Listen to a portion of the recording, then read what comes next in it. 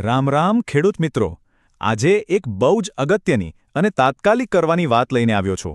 આ જાહેરાત સીધી સરકાર તરફથી છે, એટલે દરેક વાત ઉપર ખાસ કાન દેજો અને ધ્યાનથી સાંભળજો. જુઓ, આ કોઈ સામાન્ય મેસેજ નથી હો.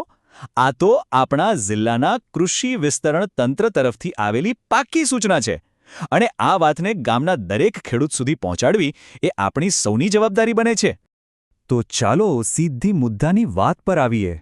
વાત જાણે એમ છે કે ભારત સરકારે એગ્રીસ્ટેક નામનો એક નવો પ્રોજેક્ટ ચાલુ કર્યો છે અને આ પ્રોજેક્ટ પ્રમાણે હવેથી દરેક ખેડૂત ભાઈ બહેન માટે એક નવું ડિજિટલ ખેડૂત ઓળખ કાર્ડ બનાવવું ફરજિયાત કરી દીધું છે.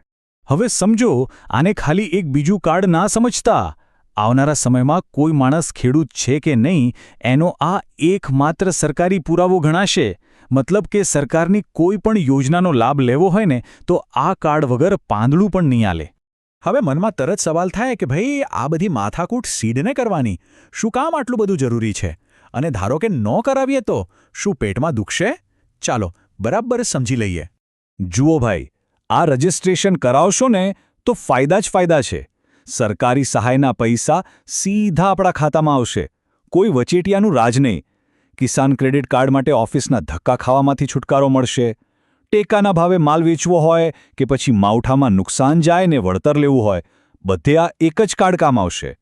ટૂંકમાં કહીએ તો ખેતીના બધા સરકારી કામ હવે સાવ સહેલા થઈ જશે. પણ આ ફાયદાની વાત તો એક બાજુ રહી. સૌથી મોટી અને ગંભીર વાત તો એ છે કે જો આ કામ ન કર્યું તો નુકસાન શું થશે? આ વાત ખાસ સમજવા જેવી છે. આ આંકડો તો આપણા ઘરના જેવો જ લાગે, ખરું ને? પ્રધાનમંત્રી કિસાન સન્માન નિધિના 2000 રૂપિયા. પણ હવે સાવચેત રહેજો, આ રકમ સીધી જોખમમાં છે. જી હા, બિલકુલ સાચું સાંભળ્યું. સરકારે સાફ કહી દીધું છે કે જે કોઈ ખેડૂત આ રજિસ્ટ્રેશન નહીં કરાવે એમને પીએમ કિસાન યોજનાના 2000 રૂપિયાનો હપ્તો મળતો બંધ થઈ જશે. અને આટલું મોટું નુકસાન આપણને કોઈને પોસાય એમ નથી. અને એક વાત ગાંઠ વાળી લેજો, તમને પીએમ કિસાનનો લાભ મળે છે કે નથી મળતો એનાથી કોઈ જ ફેર નથી પડતો.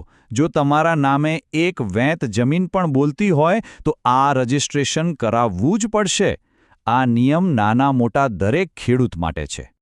પણ હાઉ, ગભરાવાની જરૂર નથી. સરકારે આખી રીત સાવ સહેલી બનાવી દીધી છે. ચાલો હવે એ જોઈએ કે આ રજિસ્ટ્રેશન કરાવવું ક્યાં અને કેવી રીતે.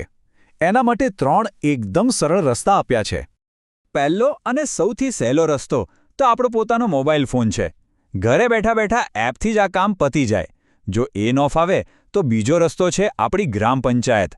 ત્યાં જે કોમ્પ્યુટરવાળા વીસી ભાઈ બેઠા હોય છે એ બધું કરી આપશે. અને ત્રીજો વિકલ્પ છે ગામની નજીકનું CSC સેન્ટર. ત્યાં જઈને પણ આ કામ આરામથી થઈ જશે. હવે મનમાં થતું હશે કે ભેગા કયા કાગળિયા લઈ જવાના? તો એની પણ ચિંતા કરવાની જરૂર નથી. સરકારે કોઈ લાંબુલચક લિસ્ટ નથી બનાવ્યું. બસ ફક્ત 3 જ વસ્તુઓ ભેગી રાખવાની છે. એક તો આપણું આધાર કાર્ડ, બીજું આધાર કાર્ડ સાથે જે મોબાઈલ નંબર જોડાયેલો હોય એ, અને ત્રીજું જમીનના પુરાવા તરીકે 8A અથવા 712ની નકલ. બસ આટલું જ જોઈએ.